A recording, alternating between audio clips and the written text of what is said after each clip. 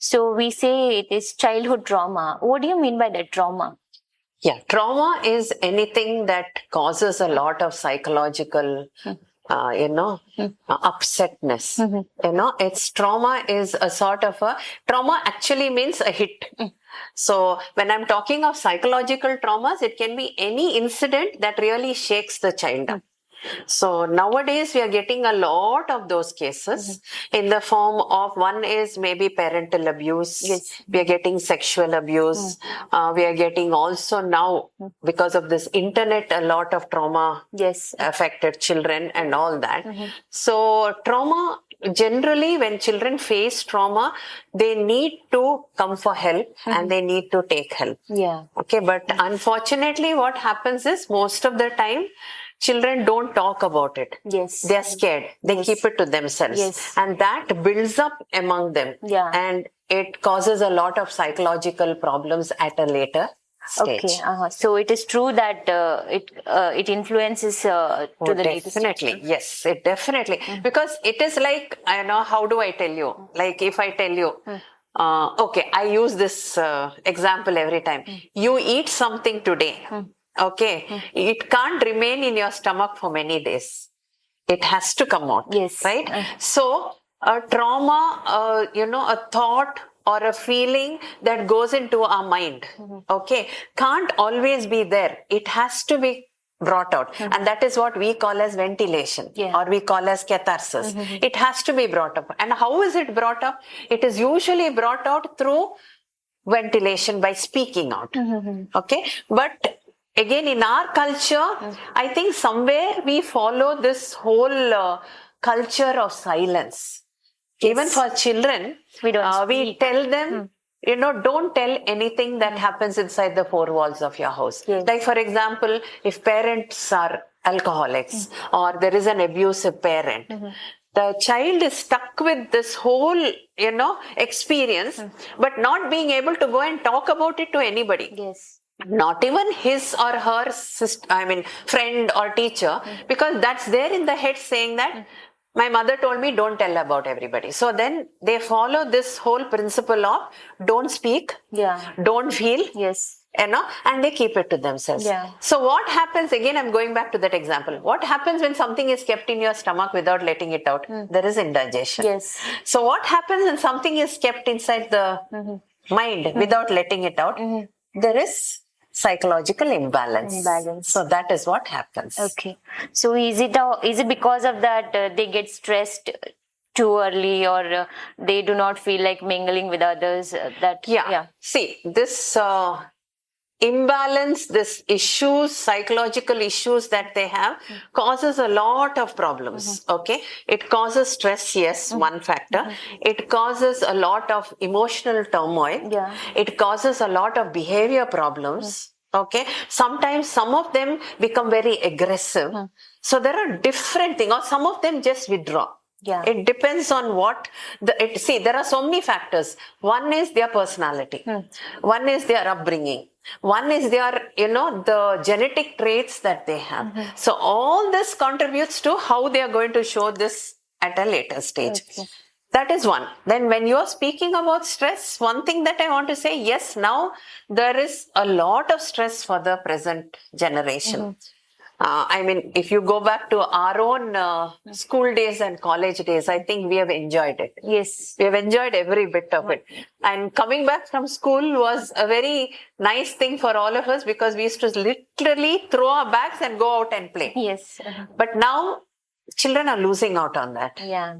Because there's so many other things that they are made to do. Some what they like, some what they don't like. And plus the competition is so high now. Yes. There's so much of competition, So because of which it causes a lot of stress for them. That is one thing.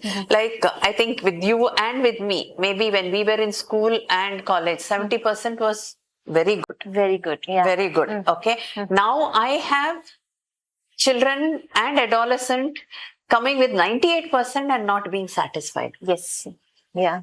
Because I think last year we had a suicidal thought or an idea in a child who got 94% because her expectation was 625 out of 625.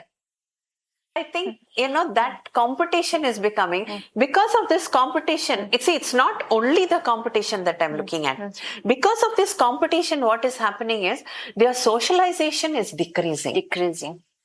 I mean, to tell you one small incident about me, when I was in my post-graduation here at Roshanilaya and at Nimans also, I think I used to have especially at Roshanilaya, I can say, I used to have all my friends here in the same house come and take all my notes and sit with me and discuss and just walk away with my notes. Okay. And I don't think I even thought twice that time saying that I shouldn't give my notes because they'll get more marks than me. It didn't even occur to me that time, That was the, friendship and bonding that we had. But now that I'm working a lot with students, I conduct a lot of promotive and preventive programs with students. Something that I'm noticing is if they get a book with some questions or something, they don't share it with anyone. Because that's the instruction that is given. Yes. I'm buying this book, you read it, don't share it with anybody. And this is because I want you to get this much marks. So what happens is the socialization is decreased.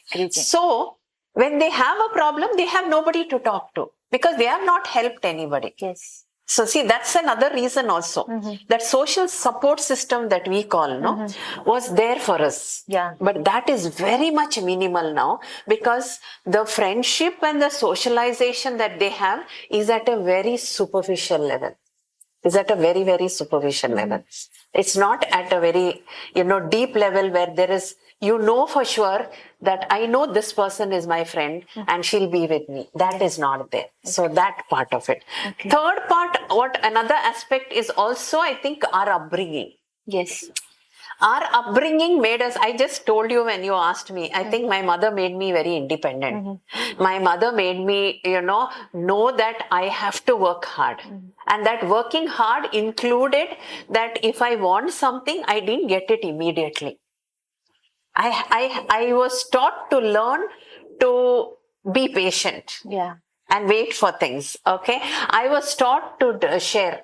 Yes. So all those things. But now with this single child, with this maybe 2 children, and parents remembering their old days, what is happening is they feel I've gone through a lot of problem. I don't want that problem to be faced by my children. So I offer everything to them even before they ask. So that patience, that waiting, that adjustment is not there. They're lacking. Yes. Right? So when I don't get something, like for example, I expected 625, I got 94.5.